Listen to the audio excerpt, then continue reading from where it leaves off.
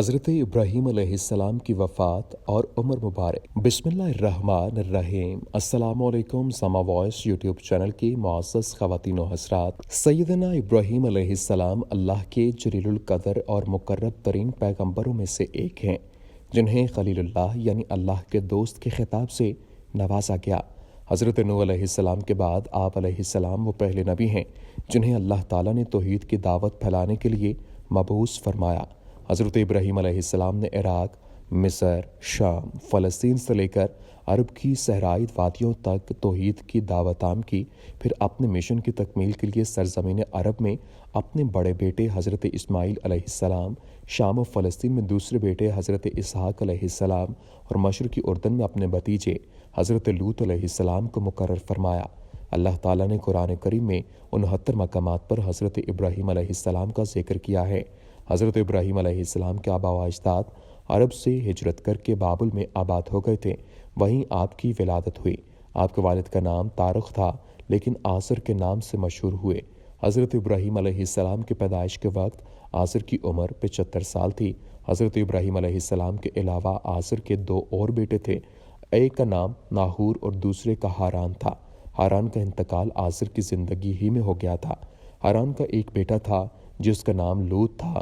لوط نے باپ کے انتقال کے بعد اپنی زندگی کا بیشتر حصہ چچا حضرت ابراہیم علیہ السلام کے ساتھ گزارا، یہاں تک کہ اللہ رب العزت نے حضرت لوط علیہ السلام کو بھی نبوت سے سرفراز فرمایا۔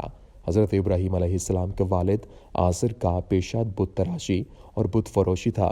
بابل اور اس کے آس پاس کے علاقوں پر نمرود کی بادشاہی تھی، جو ایک بہت طاقتور، متکبر، جابر اور بت پرست حکمران تھا۔ کہتے ہیں سر پر تاج سب سے پہلے نمرود ہی نے پہنا تھا۔ یہ بزور طاقت رعایا سے اپنی پرستش کرواتا تھا۔ ایک مرتبہ اس نے عجیب و غریب خواب دیکھا کہ آسمان پر ایک بڑا، روشن اور خوبصورت ستارہ نمودار ہوا، جس کی روشنی اتنی تیز تھی کہ اس نے آسمان پر چمکتے چاند اور لاکھوں ستاروں کی روشنی کو ماند کر دیا۔ صبح ہوئی تو نمرود نے شہر کے تمام بڑے کاہنوں اور نجومیوں کو دربار میں طلب کر کے اپنا خواب سنایا اور تعبیر مانگی۔ نجومیوں نے تعبیر بتائی کہ اس شہر میں عنقریب ایک ایسا بچہ پیدا ہونے والا ہے جو عظیم بادشاہ کے زوال کا باعث بنے گا اور ہمارے خداؤں کے مقابلے میں ایک خدا اور اس کے دین کا پرچار کرے گا۔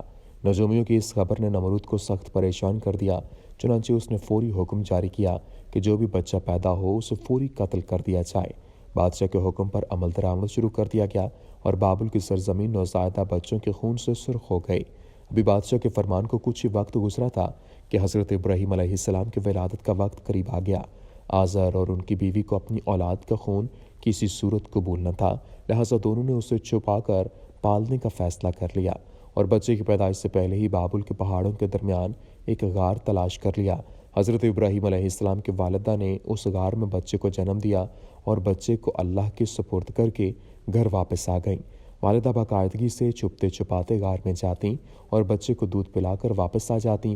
کچھ ہی عرصے بعد آپ بڑے ہو گئے تو والدین گھر لے آئے۔ حضرت ابراہیم علیہ السلام کو اللہ تعالیٰ نے بچپن ہی سے صراط مستقیم پر رکھا تھا اور اپنا رسول منتخب کر لیا تھا۔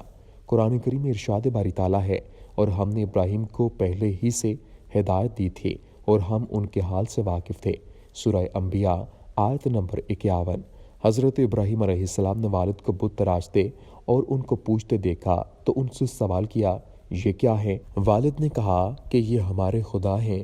حضرت ابراہیم علیہ السلام نے تعجب سے کہا، یہ کیسے خدا ہیں کہ جن کو آپ پتھر کے ٹکڑوں سے تراش رہے ہیں؟ اللہ تعالیٰ نے حضرت ابراہیم علیہ السلام کو بچپن ہی میں رشد و ہدایت اور عقل سلیم عطا فرمائی تھی۔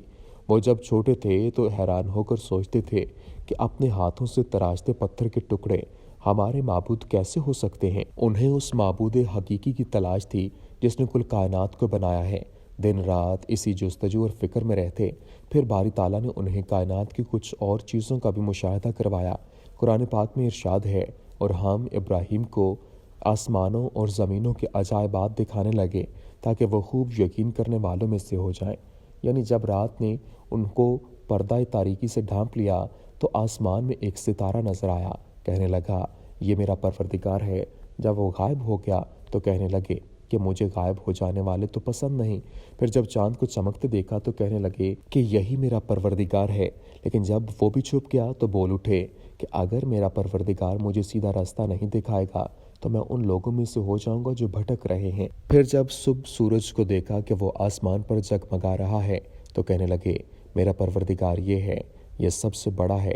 مگر جب وہ بھی غروب ہو گیا تو کہنے لگے لوگو، جن چیزوں کو تم اللہ کی شریک بناتے ہو میں ان سے بیزار ہوں۔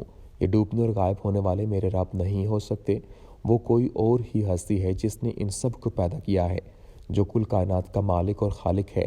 میں نے سب سے یکسو ہو کر اپنی ذات کو اس کی طرف متوجہ کر لیا ہے جس نے آسمانوں اور زمین کو پیدا کیا ہے، اور میں مشرکوں میں سے نہیں ہوں۔ سورہ انعام آیت نمبر 75 تا 79۔ خلت نبوت سے سرفراز ہونے کے بعد حضرت ابراہیم علیہ السلام نے سب سے پہلے اپنے والد کو توحید کی دعوت دی۔ اس سلسلے میں ان کا اپنے والد سے کیا مناظرہ ہوا، اسے قرآن پاک کی سورہ مریم میں یوں بیان کیا گیا ہے۔ اور جب ابراہیم علیہ السلام نے اپنے والد سے کہا کہ ابا، ایسی چیزوں کو کیوں پوچھتے ہو جو سن سکتے ہیں اور نہ ہی دیکھ سکتی ہیں اور نہ ہی آپ کے کچھ کام آ سکتی ہیں؟ ابا، مجھے ایسا علم ملا ہے جو آپ کو نہیں ملا، تو آپ میرے ساتھ ہو جائیے، میں آپ کو سیدھی راہ پر چلا دوں گا۔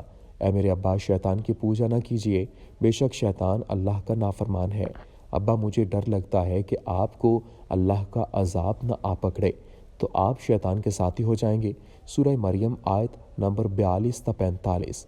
حضرت ابراہیم علیہ السلام نے ادب و احترام کے تقاضوں کو پوری طرح ملحوظ خاطر رکھتے ہوئے نہایت محبت اور پیار سے باپ کو توحید کے بارے میں آگاہ فرمایا، لیکن مشرک باپ نے اس نرمی اور پیار کے جواب میں نہایت درشتی اور سختی سے بیٹے سے کہا، تو اگر میرے معبودوں کی مخالفت کرنے سے باز نہ آیا تو یاد رکھ میں تجھ سے بہت سختی سے پیش آؤں گا۔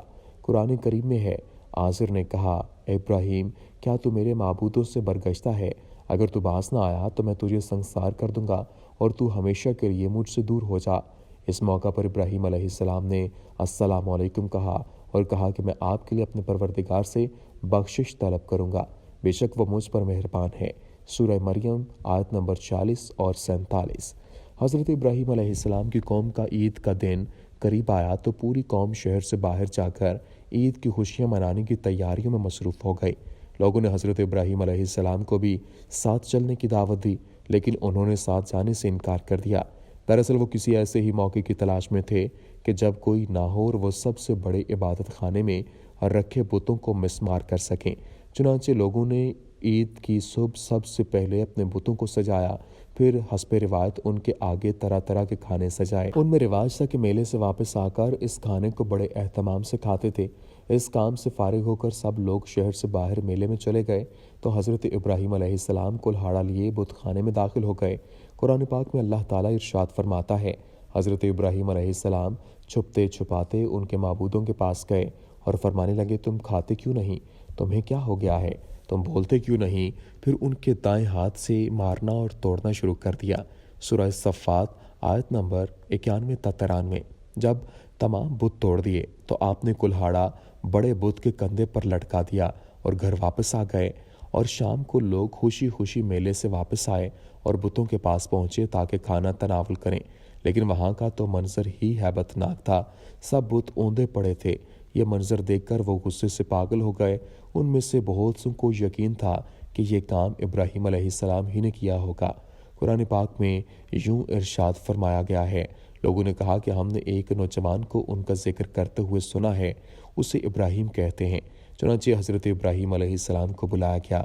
جب آپ آئے تو مشرکوں نے کہا، اے ابراہیم، ہمارے معبودوں کے ساتھ تم نے کیا ہے؟ ابراہیم علیہ السلام نے کہا، یہ ان کے بڑے بت نے کیا ہوگا، اگر وہ بولتے ہوں تو ان سے پوچھ لو۔ انہوں نے اپنے دل سے غور کیا تو آپس میں کہنے لگے، بے شک ہم ہی ظالم ہیں۔ پھر شرمندہ ہو کر سر نیچے کر لیا اور بولے، تم جانتے ہو کہ یہ نہیں بولتے ہیں۔ ابراہیم علیہ السلام نے کہا، پھر تم اللہ کو چھوڑ کر کیوں ایسی چیزوں کو پوچھتے ہو جو تمہیں کچھ فائدہ دے سکیں اور نہ نقصان؟ توف ہے تم پر اور جن کو تم اللہ کے سوا پوچھتے ہو ان پر، کیا تم عقل نہیں رکھتے؟ سورہ انبیاء آیت نمبر 60 تا 67۔ بتوں کو توڑنے کا عمل نمرود اور اس کی قوم کے نزدیک ناقابل معافی جرم تھا، لہٰذا انہوں نے فیصلہ کیا کہ حضرت ابراہیم علیہ السلام کو اتنی سخت اور عبرت ناک سزا دی جائے گی کہ آئندہ کسی کو بتوں کی بے حرمتی کی ہمت نہ ہو۔ چنانچہ نمرود کے حکم پر خندق کھودی گئی۔ پھر قوم کے ہر فرد نے اس کام کو مقدس سمجھتے ہوئے اس میں لکڑیاں جمع کرنا شروع کر دیں۔ یہاں تک کہ اگر کسی کا کوئی کام رکا ہوا تھا تو اس نے منت مانگی کہ کام ہو جائے تو ابراہیم علیہ السلام کو جلانے کے لیے لکڑی کا گٹھا دوں گا۔ خندق کے بھر جانے کے بعد اس میں آگ روشن کر دی گئی، پھر ایک منجنیق بنائی گئی جس کے ذریعے حضرت ابراہیم علیہ السلام کو رسیوں سے جکڑ کر آگ میں پھینک دیا گیا۔ اس موقع پر حضرت ابراہیم علیہ السلام نے کہا، ہمیں اللہ ہی کافی ہے اور وہی بہترین کارساز ہے۔ حضرت ابن عباس اور سعید بن جبیر سے مروی ہے کہ اس وقت بارش والا فرشتہ اضطراب اور پریشانی کے عالم میں کہہ رہا تھا کہ کب مجھے حکم ملے اور بارش برساؤں، لیکن اللہ کا حکم بلا واسطے کے زیادہ تیز تھا، یعنی اللہ نے خود ہی آگ کو حکم فرما دیا۔ قصص الانبیاء ابن کثیر۔ آگ گل و گلزار بن گئی۔ قرآن کریم میں ارشاد باری تعالیٰ ہے، ہم نے کہا اے آگ ابراہیم پر ٹھنڈی اور سلامتی والی بن جا۔ سورہ انبیاء آیت نمبر 69۔ مروی ہے کہ حضرت جبرائیل علیہ السلام حضرت ابراہیم علیہ السلام کے ساتھ تھے اور آپ کی جبین اطہر پیشانی سے پسینہ پونچھ رہے تھے اور اس پسینے کے علاوہ انہیں اور کوئی تکلیف نہیں پہنچی۔ حضرت ابو ہریرہ رضی اللہ تعالیٰ عنہ سے مروی ہے کہ حضرت ابراہیم علیہ السلام کے والد کے کہے ہوئے کلمات میں سے سب سے اچھے کلمات وہ ہیں جو اس نے اپنے بیٹے کو آگ کے اندر دیکھ کر کہے تھے، اے ابراہیم تیرا پروردگار بہترین پروردگار ہے۔ حضرت ابراہیم علیہ السلام اس آگ میں 40 یا 50 دن ٹھہرے اور انہوں نے فرمایا کہ میں نے ان دنوں سے اچھی زندگی نہیں گزاری اور میری تمنا رہی کہ میری پوری زندگی اسی کی طرح ہو جائے۔ حضرت ابراہیم علیہ السلام کی اہلیہ حضرت سارہ علیہ السلام کا انتقال 127 برس کی عمر میں ہوا۔ حضرت ابراہیم علیہ السلام نے ان کی تدفین سرزمین کنعان کی بستی ہیبرون میں کی اور انتقال کے وقت حضرت ابراہیم علیہ السلام کی عمر کتابوں میں 175 سال بیان کی گئی ہے۔ آپ علیہ السلام کی وفات اچانک ہوئی اور آپ کے دونوں پیغمبر بیٹوں حضرت اسماعیل علیہ السلام اور حضرت اسحاق علیہ السلام نے آپ علیہ السلام کو اپنی والدہ حضرت سارہ علیہ السلام کے پہلو میں بستی ہیبرون میں یعنی الخلیل میں دفن کیا۔ حضرت ابراہیم علیہ السلام خلیل اللہ، حضرت اسحاق علیہ السلام، حضرت یعقوب علیہ السلام، اللہ کے تینوں نبیوں کی قبور مبارکہ اس عمارت میں ہے جسے حضرت سلیمان بن داؤد علیہ السلام نے تعمیر کروایا تھا۔ ہماری دعا ہے کہ اللہ رب العزت حضرت ابراہیم علیہ السلام کے درجات عالی کو مزید بلند فرمائے اور امت مسلمہ کی طرف سے انہیں جزائے خیر عطا فرمائے، آمین یا رب العالمین۔ السلام علیکم ورحمۃ اللہ وبرکاتہ۔